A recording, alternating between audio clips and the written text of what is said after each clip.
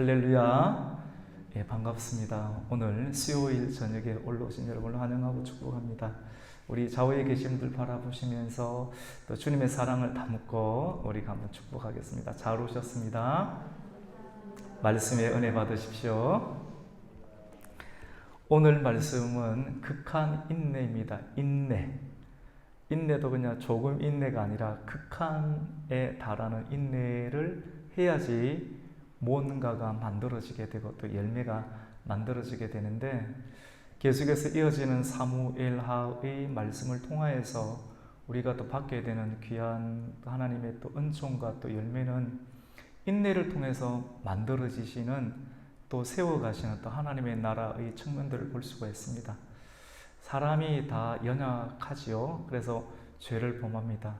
하나님께서 정말로 사랑하시고 또 기뻐하셨던 다윗도 죄를 지었어요. 그래서 다윗 집안과 또 다윗 집안을 통해서 세워지는 다윗의 왕국이 계속해서 어려움을 겪게 됩니다. 한 사람 다윗의 그러한 잘못과 죄악으로 인해서 다윗 왕국 가운데 밀어닥치는 일련의 시련은 계속해서 일어나게 됩니다.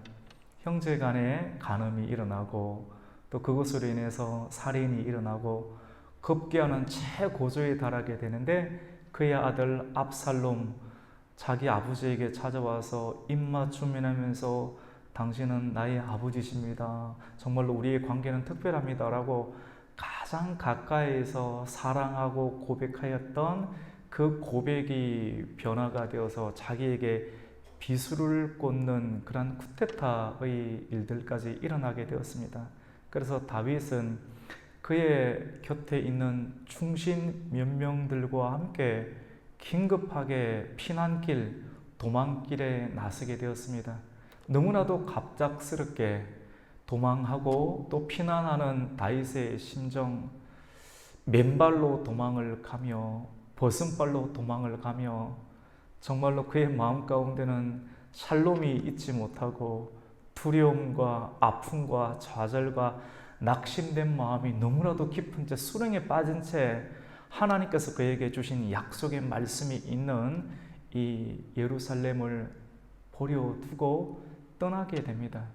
그리고 하나님 앞에 다시 하나님의 약속이 이루어질 것을 기대하면서 감람산 꼭대기에 믿음으로 기도하고 법궤를 다시 하나님 이전에 다시 찾아올 것을 기대하는 마음으로 기도하고 내려오는 피난길 속에 오늘 본문의 말씀은 두 명의 사람을 만나게 됩니다.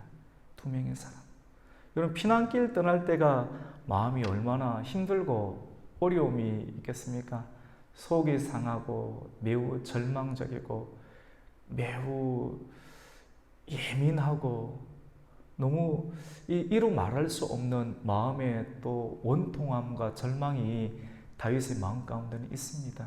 이러한 상황 가운데 위로가 되어야 되는데 위로가 되지 아니하고 오히려 이런 상황 속에서 더 부채질하고 더 넘어뜨리려고 하는 사단의 간괴한 그런 계략들이 다윗 주변 삶 가운데 이어지게 되는 것, 또 그것을 사람을 통해서 일어나게 되는 것을 보여주는데, 이러한 상황 가운데서도 우리가 정신을 차리고 또 하나님의 약속의 말씀을 붙잡는 다윗의 태도를 보게 되는데, 그것이 극한적인 인내입니다. 극한의 인내를 버텨내야지만이 살 수가 있고 또 하나님의 나라를 계속해서 이어갈 수가 있게 됩니다. 피난길에 있어서 기도하고 난 다음에 가장 먼저 만나게 되었던 사람은 시바라고 하는 그런 사람입니다. 시바는 어떠한 사람인가? 시바는 머비보셋의 사환이었습니다. 사환은 성경의 종이라고 하죠. 머비보셋은 사울의 손자입니다. 사울의 아들 중에서 다윗과 너무나도 친밀하고 또 사랑의 교제를 나눴던 사람이 요나단이지 않습니까? 요나단과 언약을 맺었잖아요. 내가 잘못되더라도 내 가문, 내 자녀들을 서로 살아남는 자가 돌봐주자라고 믿음으로 또 약속을 했던 그런 과거의 시간들이 있고, 길보아 전투에서 다윗은 절대로 사울을 해하지 않았습니다. 사울은 다윗을 시기하고 미워해서 다윗을 죽이려고 하였지만도 아무 관계 속에서 잘못이 없는 다윗에게 일방적인 폭력과 또 살인 교사와 또 미움과 시기로 십수년을 너무나도 오랜 고통의 시간들을 다윗은 보내게 되었는데, 그 상황 가운데서도 다윗은 혈과 육으로 자기의 원수를 대응하지 아니하고 끝까지 도망하고 도망했습니다. 어쩌면 인생은 여러분 도망인 것 같아요. 기름 부음을 받아도 도망을 가야 되고, 하나님의 은혜를 끝까지 붙잡아도 도망을 가야 되고, 혹 우리가 인간이기 때문에 또 사람이기 때문에 실수를 해서 하나님의 실수 또 그 실패로 인해서 우리가 말씀을 온전히 붙잡지 못해서 하나님의 징계를 받는 상황, 또 도망가는 과정. 야곱도 도망길에 있었지 않습니까? 하나님의 말씀, 하나님의 축복을 가로채고 그것이 너무 좋으니까, 그래서 그 축복을 가로챈 죄로 인해서 도망길 삼촌이 있는 라반으로, 밧단 아람으로 또 도망을 가고, 또 거기서 인간적인 축복을 받았지만 또 마음이 늘 평안하지 않습니다. 우리는 찬송가를 마음이 평안해, 내 마음이 평안해, 평안해 찬송을 부르지만, 저와 여러분이 오늘 하루를 살아가면서 마음에 정말 진정한 평안이 있을 때가 얼만큼 있으셨어요? 하나님이 아니면, 하나님의 나라가 정말로 내 마음 가운데 임하지 아니하면 우리는 평안을 얻을 수 없는 것 같아요. 다윗은 그 언약을 기억하고 길보아 전투에서 다윗의 칼에 의해서 사울은 죽지 아니했습니다. 다윗의 문제가 아닌 사울 자신의 죄악으로 인해서 하나님께서 내리신 벌로 인하여 블레셋과의 전투에서 사울의 일가가 한꺼번에 죽게 되었습니다. 사울 왕도 그리고 그의 아들 요나단도 블레셋과의 마지막 접전이었던 길보아 전투에서 싸움을 하다가 전사하게 됩니다. 이 소식을 사울의 집안이 듣게 되고, 사실 이렇게 되면 다윗이 이스라엘의 대표가 될 것이 뻔한 상황 속에서 얼마나 사울의 왕가가 다윗을 괴롭혔습니까? 이제 사울의 왕의 자녀들은 다윗이 가만히 두지 않을 것이고, 다윗이 가만히 둔다 할지라도 다윗 옆에 있는 사람들이, 측근들이 사울의 자녀들을 가만히 두지 않겠다는 생각 때문에 혼자 남아 있었던 요나단의 아들이 있었는데 무비보셋입니다. 무비보셋을 안고 있던 유모가 아버지 요나단과 그의 할아버지 사울이 한꺼번에 사망했다는 소식을 듣고 긴급하게 도망을 하다가 유모가 그만 아이를 떨어뜨려 버리게 되었습니다.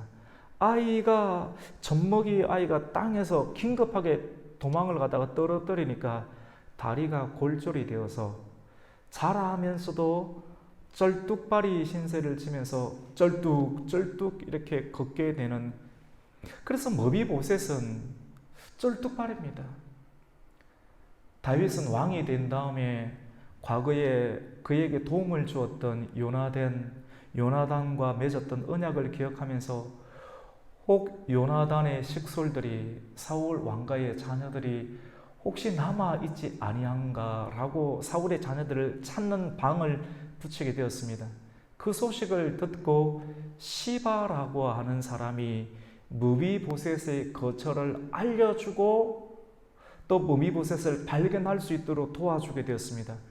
이 일로 인하여서 시바라고 하는 사람은 무비보셋을 돌보는 그런 집사가 되고, 또 사울 왕에게 편입되어 있던 여러 가지 땅 문서라든가 재산들을 무비보셋에게 그대로 이양해주고, 쩔뚝발이 신세이기 때문에 무비보셋이 이 일들을 다 관장할 수가 없기 때문에 시바로 하여금 사울의 재산, 또 그것이 문서로 입양되었던 모비보셋으로 입양시킨 그 모든 재산들을 관리할 수 있도록 시바에게 그러한 고난을 주게 되었습니다. 이 사람이 바로 시바입니다. 근데 이 시바가 다윗 왕이 압살롬 아들의 쿠데타로 인하여서 반역이 일어나게 되고 너무나도 긴급하게 왕궁에서 쫓겨나게 되는 신세 상황, 그 상황에 그리고 기도하고 피난길에 떠나는 그 시점 가운데 나귀에 안장을 싣고 건포도와 그리고 여름 과일과 포도주를 싣고 나타납니다. 다윗 주변에는 다윗의 충신들과 최소 600명 이상의 그런 군사들이 있게 됩니다. 긴급하게 떠나갔기 때문에 먹을 양식들이 너무나도 필요한 시점인데 너무나도 필요하고 요긴한 시점 가운데 누군가가 선물을 가지고 옵니다. 그리고 너무나도 필요하고 요긴한 시점 가운데 선물과 따뜻한 언어처럼 보이는 말들로 다윗에게 다가옵니다. 여러분, 이거 좋은 것일까요? 안 좋은 것일까요? 분별해야 되는데요. 참 쉽지가 않습니다. 정말 쉽지가 않습니다. 다윗이 묻습니다. 너가 이렇게 하는 이유가 무엇인가? 라고 물었을 때 정확한 답변은 하지 아니하고 나귀는 왕과 왕들의 가족들이 이 나귀를 탈 것이고 포도주가 얼마나 이렇게 달고 진합니까? 허기에 지쳐있는 청년들, 군사들이 그것을 먹으면 힘을 내어서 후일을 도모할 수 있는 양식이 됩니다. 건포도와 또 여름 과일들은 많은 따라다니는 사람들에게 힘을 줄 수 있는 양식이 되는데 필요한 음료와 또 양식을 이 시바라고 하는 사람이 제공을 하게 됩니다. 우리 2절 한번 읽어볼 수 있도록 하겠습니다. 시작. 왕이 시바에게 이르되 내가 무슨 뜻으로 이것을 가져왔느냐 하니 시바가 이르되 나귀는 왕의 가족들이 타게 하고 떡과 과일은 청년들이 먹게 하고 포도주는 들에서 피곤한 자들에게 마시게 하려 함이니이다. 여러분, 말씀 가운데 매우 분별력이 좀 필요한데요. 분별력을 발휘할 만한 정신과 힘이 과연 우리에게 있을까요? 지금 당장 주는 거 다 받아 먹어야지만이 살 수 있는 형편인데 이런 형편 가운데 그냥 그대로 여과 없이 필터 없이 받아 먹을 수 있는 음식이면 얼마나 좋겠습니까? 근데 대부분의 경우, 많은 경우는 이러한 일들이 관계와 또 사단의 전략들이 포함되어 있는 것을 이렇게 보게 됩니다. 내 주인은 어디 있느냐? 사실은 이거는 모비보셋의 종이었던 시바가 가져다 주는 것인데 몸종이 어떻게 이 어마어마한 물질을 제공을 할 수가 있습니까? 그렇다면 그의 주인이 나타나야 되는데 주인이 주었다라고 말도 나타나지 않습니다. 그러면 무슨 말입니까? 시바 자신이 이것을 준다라고 합니다. 주인과 상관없이 내가 이 일들을 합니다. 자기 이름이 드러나는 상황입니다. 여러분, 분별의 첫 번째는 분명한 경우 자기 이름이 은근하게 직간접적으로 드러나게 되는 형태, 이거 조심해야 되는 것입니다. 왜냐하면 이 문제는 그 다윗이 받을 수밖에 없는 구조가 되는 상황이고, 그리고 다윗이 시바에게 큰 은혜를 입는 형태로 나타나게 되는 상황입니다. 그리고 다윗은 물을 수밖에 없겠죠. 너의 주인이었던 모비보셋은 어디에 있느냐? 이 말이 나올 수밖에 없지 않습니까?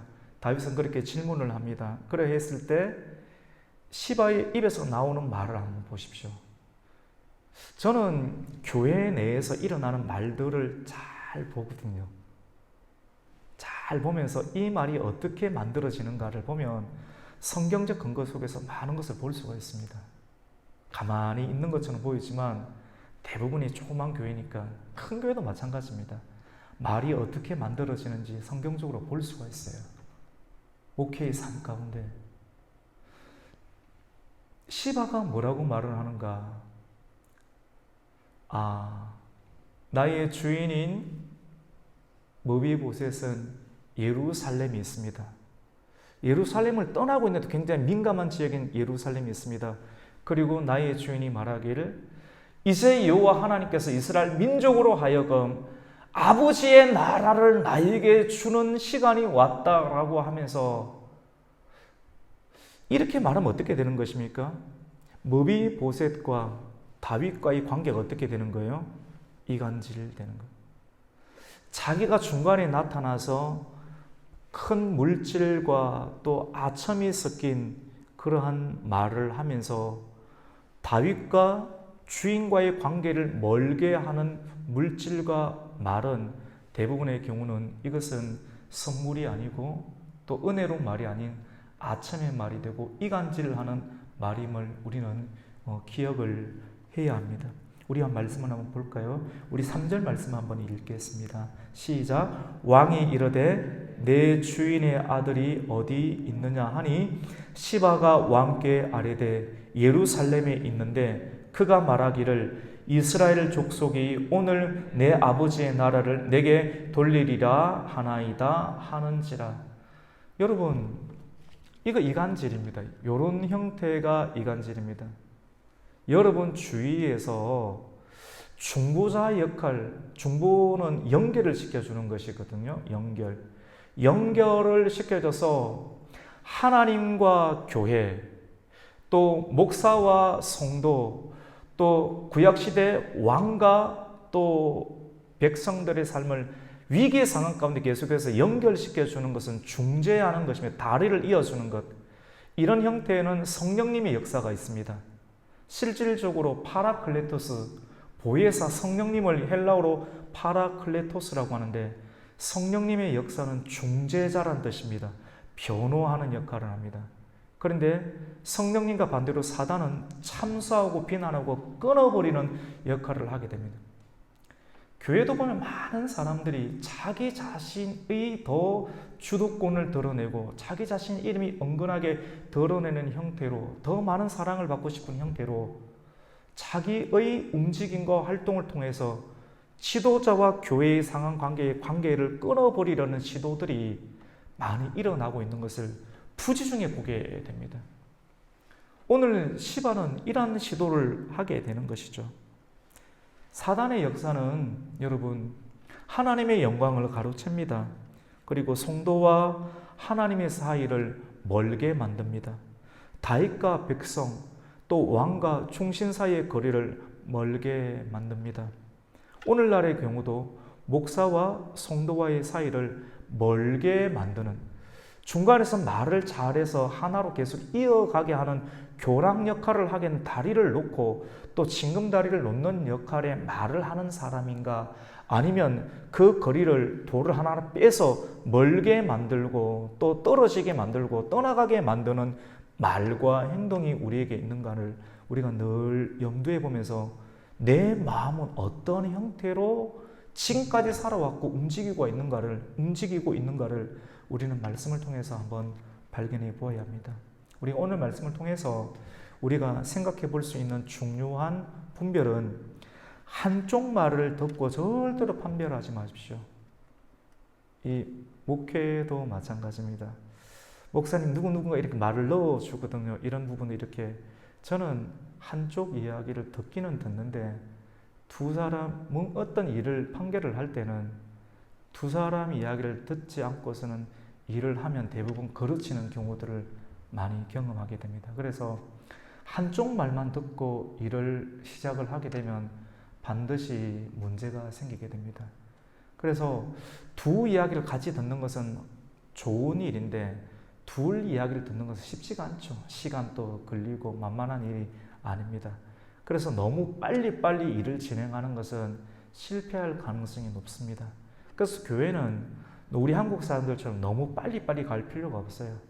빨리빨리 가다가 빨리 넘어지는 경우가 많고 올바르고 정상적으로 가고 합당하게 가면 조금 더딘 것 같지만도 잘 아구가 맞춰져서 오랫동안 잃어버리지 않고, 모든 왔던 사람들 잃어버리지 않고 차근차근 갈 수 있는, 그리고 한 사람 한 사람이 다 완전한 상태가 아니기 때문에 이 돌들도, 한 사람 한 사람의 돌들도 잘 연마가 되어서 다른 사람들과 잘 끼워 맞출 수 있는, 예수님의 모퉁이들과 끼워 맞출 수 있는 단계로 우리가 깎이면서 벽돌을 쌓아갈 필요가 있음을 우리에게 말씀을 하고 있습니다. 그리고 중간에서 말을 이어주는 사람의 말에 다 의지를 하지 마십시오. 여러분, 이건 여러분이 실질적으로 여러분의 삶 가운데 여러분도 어떤 일을 결정을 하거나 할 때 어떤 이야기를 듣고 실제 이렇다라고 중간에서 이야기를 해주는 사람들이 있을 거예요. 그 중간에서 말을 넣어주는 사람의 말에 전폭적인 신뢰를 다 보내지 마십시오. 많은 경우 말을 넣어주는 사람이 객관적으로 말한다고 하지만도 일반적인 경우 그 사람의 이권과 자기의 생각들이 포함되어서 말하는 경우들이 모든 사람에게는 있기 때문에 그렇습니다. 그리고 오늘 말씀을 통해서 이 시바라고 하는 사람을 이렇게 만나게 되고, 다윗은 이제 시바 이후에 오늘 성경 본문에 보면 바후림이라는 곳으로 도망을 가게 되는데, 그곳에서 시므이라고 하는 사람을 만나게 됩니다. 시므이는 어떤 사람인가? 사울 집안의 사람입니다. 사울은 베냐민 지파의 사람인데, 시므이라는 사람은 베냐민 지파의 사울의 가족 중에 한 사람인데, 이 시므이가 다윗과 또 다윗과 함께 하고 있는 그런 장군들을 향해서 돌을 던지면서, 그리고 저주와 악담을 퍼부으면서 그 길들을 가고 있는 장면들을 기록을 하고 있습니다. 우리 5절과 6절 말씀을 함께 읽겠습니다. 시작. 다윗 왕이 바후림에 이르매 거기서 사울의 친족 한 사람이 나오니 게라의 아들이요 이름은 시므이라. 그가 나오면서 계속하여 저주하고 또 다윗과 다윗 왕의 모든 신하들을 향하여 돌을 던지니 그때 모든 백성과 용사들은 다 왕의 좌우에 있었더라. 시므이라는 사람, 오늘 첫 번째는 시바고 두 번째로는 시므이지 않습니까? 근데 시므이는, 여러분, 권력이 살아있을 때는 덤비면 좀 힘들죠. 세상 사람은 그렇게 이야기를 하지 않습니까? 살아있는 권력에 덤비는 것은 굉장히 무모하다. 그래서 다윗이 살아있는 권력이지만도 죽은 것처럼 착각을 하는 거예요. 압살롬이 승리를 했고 이제 압살롬이 왕이 될 것이고 다윗의 인생은 끝이 날 것이다라고 너무 끊어서 이렇게 판단하게 됐죠. 죽은 권력이라고 생각을 하고, 사울의 집안, 사울은 죽었고 사울의 집안 베냐민 지파 가운데 시므이라는 사람이 자기도 정계에서 밀려나가게 되는 그런 상황이 되니까 내 인생은 완전히 망가졌다. 누구 때문에? 다윗 때문에. 사실 다윗이 사울을 무너뜨린 것이 아니지 않습니까? 사울 스스로 무너지게 된 것인데 이것을 다윗에게 모든 것을 전가하게 되고 또 오해하게 되는 것입니다. 그래서 다윗을 두고 저주하고 악담하고 돌을 던집니다. 여러분, 돌을 던진다라고 하는 것은 단순하게 돌을 던지는 문제가 아니에요. 다윗 왕가가 도망을 가게 되는데 강 좌우편을 두고 한쪽으로 지나가고, 시므이는 강 우편에서 정말 비겁한 사람들이 있습니다. 비겁한 사람들은 입에 말이 있지 않습니까? 굉장히 험해요. 그리고 얼굴과 얼굴을 맞대고는 말을 잘 못해요. 문자, 전화, 얼굴에 눈에 잘 보이지 않았을 때 굉장히 폭언과 또 저주가 섞인 말로 상대방의 인격과 마음을 이렇게 해하는 경우들, 여러분 경험해 보셨습니까? 저도 많이 경험했거든요. 정말 경험했습니다. 이렇게 진짜 이렇구나. 제가 다 말은 나중에 할 기회가 한번 있을까요? 상상할 수 없는 어려움도 많이 겪었거든요. 근데 아주 나중에 한번 말할 수 있는 기회가 있겠죠. 그래서 사람들이 얼마나 극한 상황 가운데 어려움이 있을 수 있는가. 다윗이 그런 심령의 상태 가운데 있었어요. 저주를 퍼부어요. 방금 전까지 왕인데 떨어졌다고 생각하니까 저주를 퍼붓고 강 옆에서 돌을 던지면서 욕설을 하고 모함을 하는 경우, 오늘날도 이러한 형태의 스타일의 사람들이 있습니다. 아주 비겁하면서 사람을 잔혹하게 무너뜨리는 그런 경향들을 가진 사람들이 있습니다. 정말 마음이 아파요. 뭔가에 사로잡힌 사람들 같아요.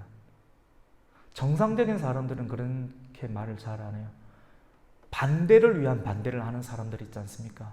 반대를 위한 반대를 하는 사람들. 여러분, 그런 사람들 만나면 정말 공황장애가 올 정도가 옵니다.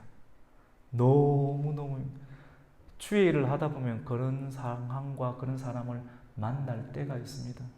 사실 많이 힘들어요. 눈물로도 모자랍니다. 뼈가 으스러지는 것 같지요. 왜 나는 이런 고통을 겪어야 되는 건가? 하나님 말씀을 전하고 주님을 따라가면서 왜 행복해야 되는데, 예수님 따라가면 행복하고 기쁨이 있어야 되는데 왜 이런 일들이 일어나게 되는가? 물론 예수님의 가는 길이 좁은 길이다라고 알지만 알고 있는 그 길을 내가 경험하게 되면 참 힘든 거거든요. 그래서 인내가 필요합니다. 믿음 생활하면서 인내는 반드시 인내라는 상황을 봉착하게 되는데, 그냥 인내가 아니라 우리 같이 한번 해봅시다. 극한 인내. 극한 인내적 상황이 나타날 때가 있다라고 하는 것이죠. 다윗과 함께 가고 있는 신복들 중에 충성스러운 신하들이 있지 않습니까? 군인들이 있지 않습니까? 스루야의 아들 중에 대표적인 다윗의 충신이 요압이잖아요. 요압의 동생이 아비새라고 하는 사람이 있습니다. 아비새가 이 이야기를 듣고, 군인들은 충성심이 강하고 자기의 주군에 대해서 해악을 끼치는 일들을 경험할 때 자기의 몸을 던져서 막으려고 하는 그런 경향들이 있지 않습니까? 충성스럽게. 스루야 아들 중에 아비새가 주군이시여 왕이시여, 저 죽은 개만도 못한 사람이 나의 왕을 모함하니 내가 가서 그를 처단할 수 있도록 허락해 달라고 이야기를 합니다. 우리 9절 말씀을 한번 읽어보겠습니다. 시작. 스루야의 아들 아비새가 왕께 여짜오되 이 죽은 개가 어찌 내 주 왕을 저주하리까? 청하건대 내가 건너가서 그의 머리를 베게 하소서 하니. 왜 아비새가 이렇게까지 어떻게 보면 극단적인 이렇게 말을 하게 되느냐면, 시므이가 어떤 이야기를 하느냐면 저주를 하는데 이렇게 이야기를 합니다. 7절 말씀 가운데 보면 사악한 자여 가거라 가거라. 여러분, 다윗이 사악합니까?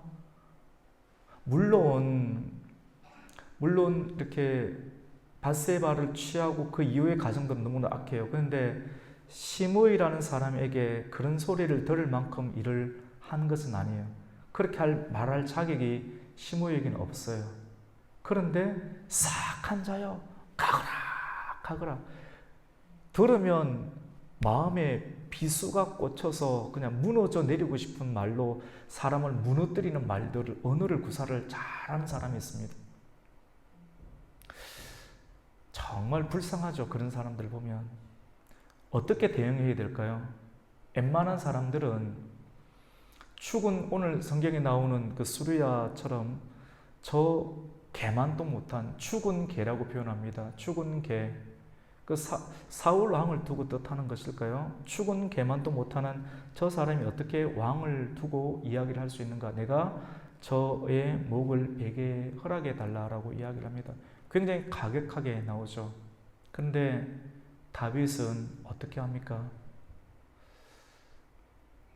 그때도 인내합니다.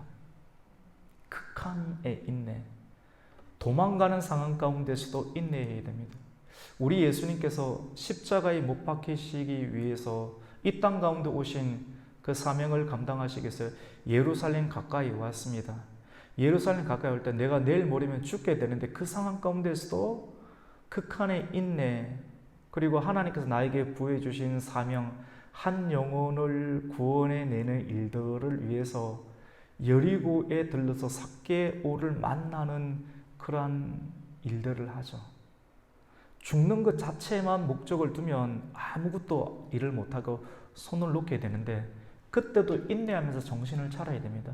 내가 오늘 정신을 차리지 않으면 시간은 그냥 흘러가게 되는데, 예수님은 그 상황 가운데서도 삭개오 집에 들러서 말씀을 전하고, 또 말씀을 전했을 때 받게 되는 비방, 비난, 그리고 어떻게 세리와 함께 창기와 함께 먹고 마시느냐는 끔찍한 비난과 욕설들, 저주와 폭언들을 예수님은 들어가시면서 예수님만이 하실 수 있는 일들을 계속해서 해내셨습니다.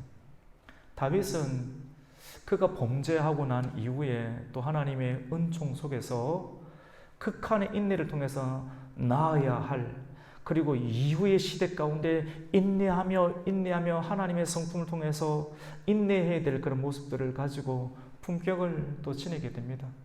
스루야가 저 사람 죽일까요? 할 때 그렇게 하지 말라. 그 입에서 나오는 말이 참으로 우리에게 큰 도전이 됩니다. 저 시므이가 그의 입을 열어서 나를 비난하고 또 저주하는 것은 그 사람의 선택이기도 하지만 하나님께서 저 사람의 입을 열어서 나를 저주할 수 있도록 허락하신 일이니 이것이 너희와 무슨 상관이요? 그리고 가만히 내버려 두라라고 이야기를 합니다. 이전에 다윗이 가지고 있는 성품도 참 좋았지만 조금 더 차원이 다른 형태로 다윗은 변하게 되었습니다. 우리 10절 말씀을 우리 함께 읽어보겠습니다. 시작. 왕이 이르되 스루야의 아들들아 내가 너희와 무슨 상관이 있느냐?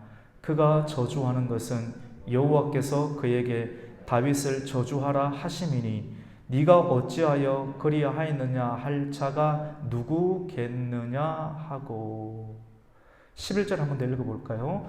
또 다윗이 아비새와 모든 신하들에게 이르되 내 몸에서 난 아들도 내 생명을 헤아려 하거든 하물며 이 베냐민 사람이랴.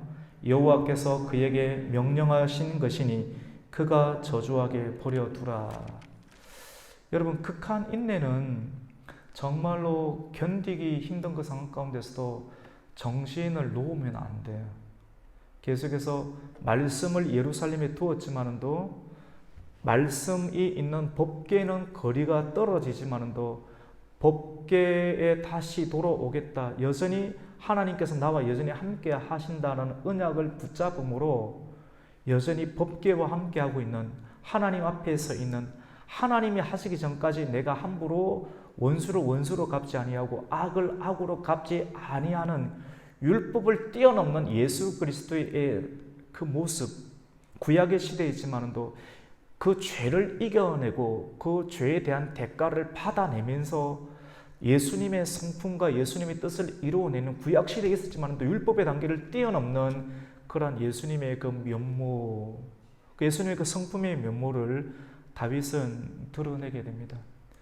잘못한 것에 대해서 쉽게 우리가 용서받고 싶은 마음은 어쩌면 우리 모두에게 있겠지만도 쉽다라고 하는 말만큼 또 쉽게 그러한 잘못이 우리에게 연속적으로 다가올 수가 있습니다. 버텨낼 힘이 없게 되는 것이죠. 이러한 세상의 원리를 우리가 안다라고 하면 우리가 받아야 될 것을 받을 수 있는 여유란 말 안에는 참 실질적인 것이 있습니다. 나에게 찔렀을 때 아픈 것인데 아픔을 내가 감수하겠다라고 하는 것입니다. 위험을 감수하고 아픔을 감수하고 모욕감을 내가 감수하며 저주를 받겠다라고 하는 것. 예수님께서 십자가에 달리시면 중범죄에 해당하는 사람이 저기에 달린다는 것인데 많은 사람들이 네가 그렇게 해서 달렸구나라고 하는 것을 덮어쓸 만큼의 그런 마음들을 가지고 달리는 겁니다. 완전히 외톨이 되는 겁니다. 그렇게 낙인이 찍히는 겁니다. 그걸 받겠다라고 하는 거예요.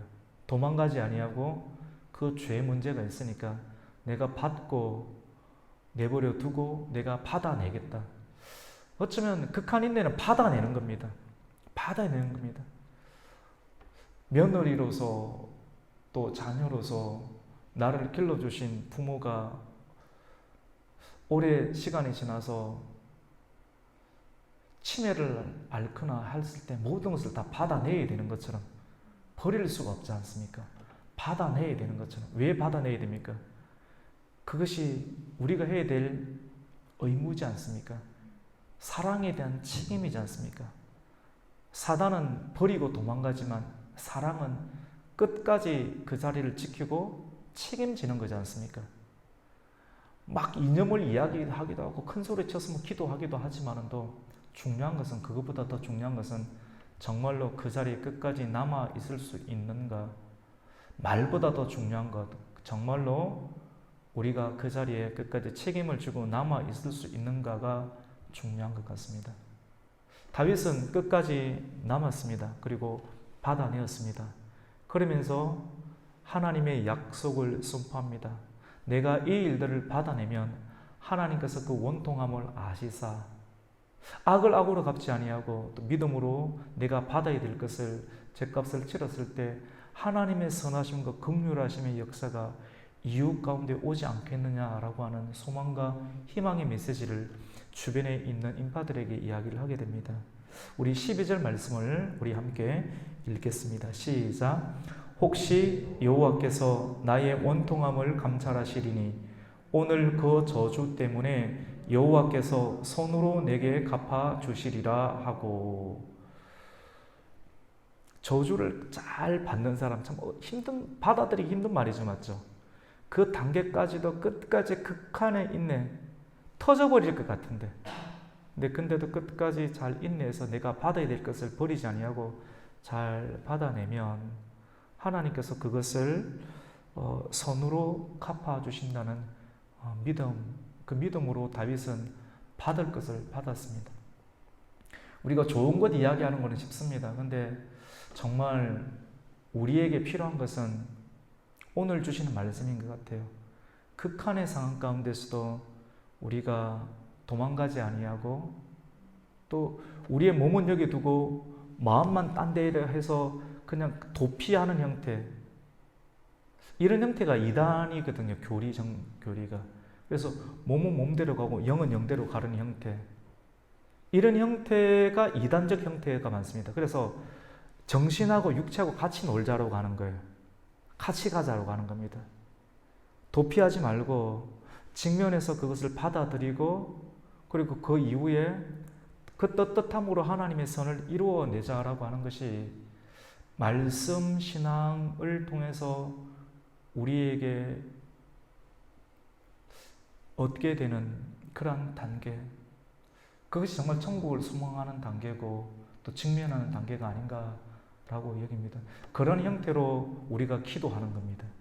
그런 형태로 우리가 믿음으로 기도하고 언어로 기도하고 행실 가운데 잠잠히 큰 소리를 외치는 듯하지 않지만도 잠잠하지만도 삶 가운데 나타나는 깊이로 그 언어에 닮아서 우리가 설교하고 그 말씀을 받고, 설교를 받는 우리의 태도도 또 진심으로 또 겸허함으로 또 우리가 예절을 갖추어서 그 말씀을 받게 될 때 그 말씀 그 자체가 우리에게 뼈가 되고 또 양약이 되는 하나님의 은혜가 나타나게 되는 것입니다. 우리가 오늘은 다윗의 태도를 우리가 보게 됩니다. 고난과 징계 속에서도 하나님의 뜻을 발견하는 것이 신앙입니다. 고난과 징계 속에서 분명히 하나님의 뜻이 있을 것이다라고 끝까지 말씀을 붙잡는 신앙. 그러니까 말씀을 붙잡는 신앙은 설교 시간에만 듣는 것이 말씀 신앙이 아니라 설교 시간뿐만 아니라 설교 이후의 모든 우리의 일상적인 삶 가운데서도 대부분 고통의 시간이 많이 있지 않습니까? 혼돈과 고통의 시간 가운데서도 분명하게 하나님의 뜻이 있을 것이다. 그 뜻을 붙잡는 신앙으로 하루를 또 버텨내고, 그리고 품격을 잃지 마십시오. 누군가가 비난하고 말을 한다 할지라도 끝까지 목사의 격, 그 다음에 우리 집사님의 격, 권사님의 격, 수준이 있는 그 격이 있거든요. 신앙은 언어 속의 격으로 드러나게 됩니다. 그 격을 절대로 떨어뜨리지 마시고요. 잘, 그게 믿음입니다. 그리고 마지막으로 손으로 악을 이기시고 시바나 또 시므이처럼 전혀 다른 형태죠. 도망갈 때 선물과 아첨으로 드러나는가 아니면 저주로 드러나는가 둘 다 사단의 역사거든요. 그래서 절대 시바와 같은 우리의 신앙의 형태, 우리 자신이 잘 모를 수 있어요, 여러분. 그래서 말씀을 통해서 계속 깨닫게 되는 것이거든요. 그래서 우리 안에 있는 모습들이 시바와 같은 모습들이 내 몸에 흐르고 있지는 아니한가. 그리고 시므이 같은 모습들이 우리에게 있지는 아니하는가를 우리가 오늘 말씀을 통해서 긴밀하게 살펴보면서 우리의 필요한 것들을 버리고 또 취하면서 우리가 더욱더 다윗처럼 고난과 또 애매한 상황 가운데서 신앙을 발견하고 또 신앙의 품격을 지키면서 손으로 악을 이겨낼 수 있는 저와 여러분이 되시기를 예수님의 이름으로 축원합니다. 아멘. 하나님 감사를 드립니다. 오늘은 극한 인내에 관해서 우리가 말씀을 나누었습니다. 말씀 듣고 한번 웃고 그렇게 하면 얼마나 좋겠습니까? 인생이 그렇게 쉽다라고 하면 얼마나 좋겠습니까? 근데 실제적인 우리의 삶은 많은 경우 웃지 못하는 경우도 많고 힘든 경우가 참 많고 풀리지 않는 그런 갈등이 계속 이어지는 경우가 많이 있습니다. 그 상황 가운데 근본적인 문제를 해결받아야 하고 그리고 많은 경우 인내하며 극한적인 상황 속에서도 인내해야 될 경우들을 우리가 만나게 됩니다. 하나님의 사람이었던 다윗의 그러한 모범과 삶의 예제를 통하여서 오늘날 우리 성도 한 사람 한 사람이 시바와 간교하게 이간질시키는 시바의 일들을 경험하게 될 때 우리가 어떻게 처리해야 하는가, 그리고 시므이와 같은 극단적인 저주를 경험하게 될 때 어떻게 이 문제를 받아들여야 되는가를 우리가 말씀을 통해서 받고 그 말씀대로 함께 준행할 수 있는 하나님의 성도들이 되게 하여 주시옵소서. 예수님의 이름으로 기도드립니다. 아멘.